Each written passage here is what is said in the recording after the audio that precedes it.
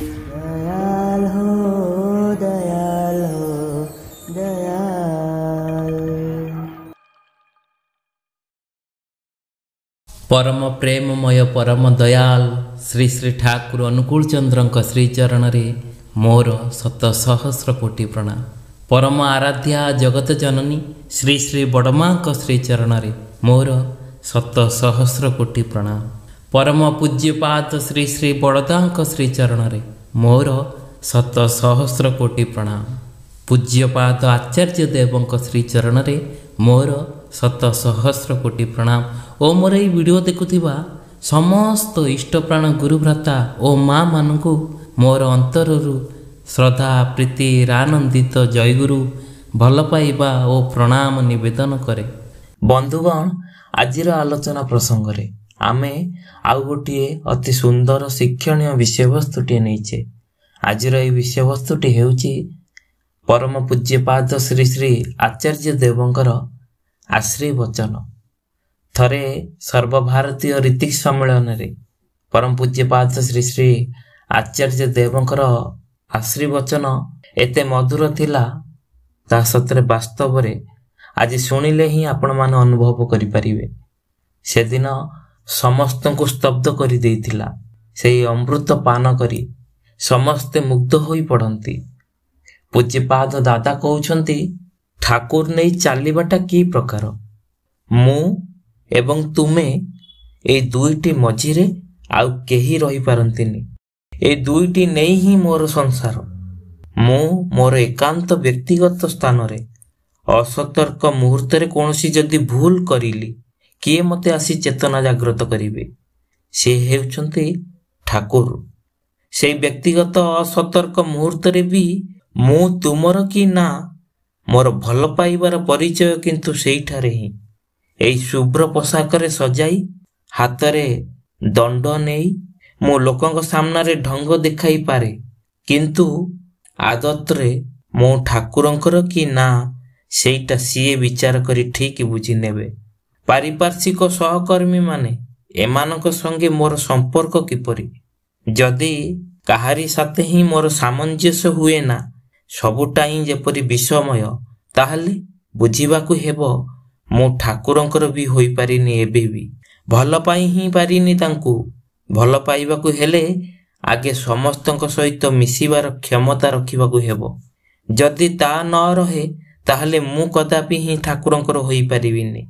एइटा ही ठाकुर आम मानकू शिखाइछंती। ठाकुरंकर जा जा आदेश ता आमे माने करी छाड़िबा किंतु एठारे आउरी गोटे कथा अछि जे कामटा ठाकुर जेपरि भाबे करिबाकू कहिछंती जेपरि भाबे सिए करिछंती सेपरि भाबे ही आम मानकू करिबाकू हेबो। अन्य माने करिले हेबो नाही। ता नहेले मो मोर संस्कार रे ही पड़ी रहिबी। मोर इष्टंग संस्कार कोठु जागिबो। जणे चोर थिला समस्ते ताठारु सावधान रहउथिले किंतु ठाकुर कोन करिले से आगे ता संगे बंधुत्व करिले आ से एपरि बंधुत्व जे से चोर तांको निकटरे हृदयर सब कथा उजाड़ करि देइछि। एथर ठाकुर करिले कौन ताको कहउछंती तू मते चोरी शिखा। चोर तो आतंकी उठी ना करिबाकू लागिला किंतु ठाकुर भी निछड़ बंधा। तो ठाकुर चोरी शिखिबाकू ता संगे गले राता बिराती। कथारे कथारे चोर को कहउछंती अच्छा तू जे चोरी करिबाकू आसिलु तू तो घरर दरजाटा खोली रखी आसीचु। से कहे हाँ गोड़ाइले पलई आसी पशि जीवाकू हेबो तो तेणु दरजा खोली रखिबाकू हुए। ठाकुर कहिले तू जे कहिथिलु तोर प्रतिवेशी कार जेपरि गोटे कु नजर अछि तोर स्त्री प्रति से जदि एबे पशि जाए बास औषध दे छाड़ी देले। चोर मने मने किछि क्षण छटपट करी शेष को कहूची ये कौन पुराई देले बाबू मो मुंडरे मु तो आउ चोरी करि परिबेनी मु चालिली एथर आपण भी जांतु घरकू। एई भावे चोर तार चोरी भूली गला। एई ही मोर ठाकुर। आउ जणे माताल दुनिया सारा लोक ताकू घृणा करंती। ठाकुर ताकू मद बोतल बढ़ई देउछंती। स्वयं गुरु ताकू मद खाइबाकू कहउछंती। आउ तार बुकुरे सेइटा चाउ करी लागुछि। ଏଇ ଗପ ହେଉଛି ହେମକବିଙ୍କର। ଏବେ ମଗେ ପାଣିରେ ଏଇ ବିଶାଳ ପ୍ରାଙ୍ଗଣଟା କ'ଣ ଭିଜାଇ ଦିଆଯାଇପାରେ? ଯାଏ ନା। କାରଣ ଜଳର ପରିମାଣ ତୁଳନାରେ ଭୂମିର ପରିମାଣଟା ବେଶୀ ବ୍ୟାପ୍ତ। ଏଇ କାମ ହିଁ କରିଲେ ଠାକୁର ସେଠି। ସେଇ କ୍ଷୁଦ୍ର ମଣିଷଟାକୁ ସିଏ ପ୍ରସାରିତ କରିଦେଲେ। ଆଗେ ହେମଦା ଯେତେବେଳେ ନିଜର କ୍ଷୁଦ୍ର ସୀମାରେ ରହୁଥିଲେ, ସେଠାରେ ଠିଆ ହୋଇ ସେ ସମସ୍ତଙ୍କର ସଦୁପଦେଶ ଖାରିଜ କରୁଥିଲେ। ଆଉ ଯେ ହିଁ ସେ ବ୍ୟାପ୍ତ ହୋଇଗଲେ, ମଦର ନିଶା ତାଙ୍କ ମଧ୍ୟରେ ନିର୍ବାପିତ ହୋଇ ଲିଭିଗଲା। ଏଇଟା ହିଁ ହେଉଛି ଠାକୁରଙ୍କର ଯାଦୁ। ଖାଲି ତାଙ୍କର କୌଶଳଟା ଏଠାରେ ବୁଝିବାର ବିଷୟ ଅଛି। ସେ କିପରି ଭାବେ ଜଣ ଜଣଙ୍କ ପାଇଁ ଏକ ଏକ ପ୍ରକାର କୌଶଳ ହିଁ ପ୍ରୟୋଗ କରିଛନ୍ତି। ଏଇଭଳି ଆମମାନଙ୍କର ବି ଆୟତ୍ତ କରିବା ଦରକାର। ଯେ ଠାକୁର ଯେଉଁ ଭାବେ କହିଛନ୍ତି, ଯେଉଁ ଭାବେ କରିଛନ୍ତି, ଆମମାନଙ୍କୁ ସେଗୁଡ଼ିକ ବୁଝି ନେଇ ଆମମାନଙ୍କ ଭଳି କରି ସେଗୁଡ଼ିକୁ ପ୍ରୟୋଗ କରିବାକୁ ହେବ। ସବୁ କଥା ମଧ୍ୟରେ ସିଏ ଅଛନ୍ତି, ସବୁ ରଙ୍ଗରେ ଅଛନ୍ତି, ସବୁ ରୂପରେ ଅଛନ୍ତି, ବସିଛନ୍ତି। ଜଣେ ବ୍ୟକ୍ତି ପେଟ ବ୍ୟଥାରେ କଷ୍ଟ ପାଉଥିଲେ। ଠାକୁର ତାଙ୍କୁ ଖାଇବାକୁ ଦେଲେ ଏକଦମ କଷା କଷା ଆଳୁଦମ। ଯେଉଁଠାରେ ପାଣି ପିଇଲେ ବି ତାଙ୍କର ହଜମ ହୁଏ ନା, ସେଠାରେ ଏପରି ଆଳୁଦମ। ସେଇ ବ୍ୟକ୍ତି ଭାବୁଛନ୍ତି, ଏବେ ବୋଧେ ମୋର ପ୍ରାଣଟା ଗଲା। ସମୟ ବହିଗଲା, କିନ୍ତୁ ପେଟରେ ଆଉ ବ୍ୟଥା ଉଦୟ ହେଲା ନାହିଁ। କାରଣ ସେଇ ଆଳୁଦମରେ ଯେଉଁ ଯେଉଁ ମସଲା ଥିଲା, ସେଗୁଡ଼ିକ ସବୁ ହିଁ ହୁଏତ ସେଇ ବ୍ୟକ୍ତିଙ୍କ ପେଟ ପାଇଁ ପ୍ରୟୋଜନୀୟ ଥିଲା, ଯେଉଁଟା ଠାକୁର ଜାଣନ୍ତି। ସେ ବ୍ୟକ୍ତି ପେଟ ବ୍ୟାପାରରେ ଅସନ୍ତୁଷ୍ଟ ହୋଇଯାଇ ପେଟଟାକୁ ଏତେ ହିଁ ଅକ୍ଷମ କରି ଦେଇଥିଲେ ଯେ ସେ ତାର ନିଜସ୍ୱ ରୋଗ ପ୍ରତିରୋଧୀ ଗୁଣ ବି ହରେଇ ବସିଥିଲା। ତାହେଲେ ମସଲା ବିଷୟଟା ଅବାନ୍ତର ନୁହେଁ। ମୁଁ ପଢ଼ିଛି, ଦିଲ୍ଲୀରେ ବାଦଶାହୀ ଅମଳରେ ଥରେ ଆନ୍ତ୍ରିକର ପ୍ରକୋପ ହେବାରୁ ସେଠାକାର ହାକିମ ମାନେ ବିଶେଷ ଏକ ମସଲାଦାର ପାଣି ପ୍ରସ୍ତୁତ କରିଥିଲେ। ସେଇ ପାଣି ଗୋଟେ ଗୋଟେ କୁଣ୍ଡ ତିଆରି କରାଯାଇ ସେଥିରେ ରଖା ହେଲା। ସେଇ ପାଣି ସମସ୍ତେ ପିଇବେ ଆଉ ପେଟର ସମସ୍ୟାର ଉପଶମ କରାଇବେ।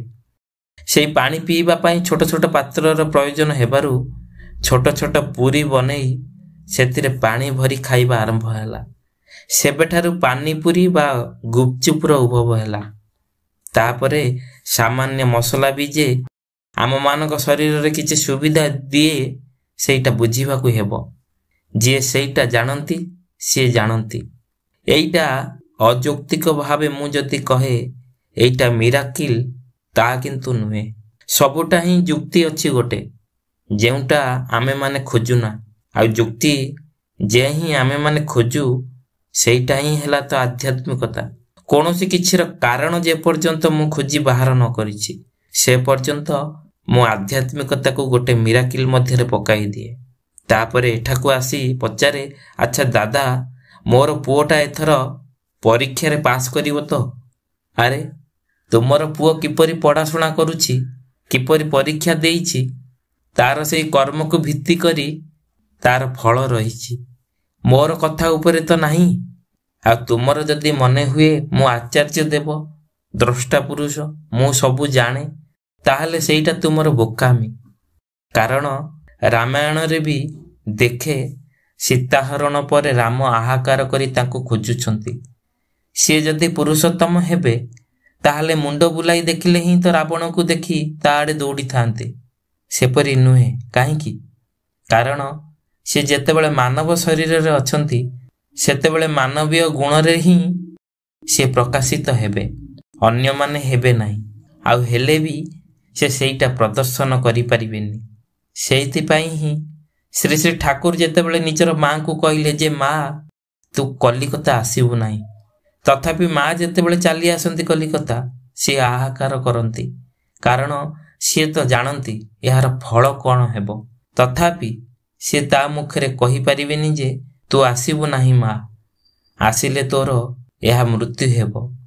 ଏଥିପାଇଁ ହିଁ ସିଏ ବିଧାତା, ବିଧିରେ ହିଁ ବଦ୍ଧ ରହିବେ। ସିଏ ଅଯୌକ୍ତିକ ଭାବେ କୌଣସି ଗଳ୍ପ ମଧ୍ୟରେ କୋଉଠି ବି ଦେବତ୍ୱ ଆରୋପ କରିବାକୁ ଯାଇ ମିରାକିଲକୁ ଟାଣିବା ଆମମାନଙ୍କର ଦରକାର ନାହିଁ।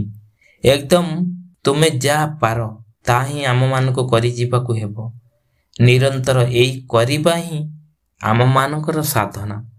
ତେବେ ବନ୍ଧୁଗଣ, ଆଜିର ଏହି ବିଷୟବସ୍ତୁଟି ଆପଣମାନଙ୍କୁ କେମିତି ଲାଗିଲା ଆମକୁ କମେଣ୍ଟ ସେକ୍ସନରେ ନିଶ୍ଚୟ ଜଣେଇବେ। ଆଜିର ଏହି ବିଷୟବସ୍ତୁରେ ଏତିକି। ପୁଣି ଆଉ ଗୋଟିଏ ଏଇଭଳି ଅତି ସୁନ୍ଦର ଶିକ୍ଷଣୀୟ ବିଷୟବସ୍ତୁଟିଏ ନେଇ ଆସିବୁ। ସେ ପର୍ଯ୍ୟନ୍ତ ଜୟ ଗୁରୁ।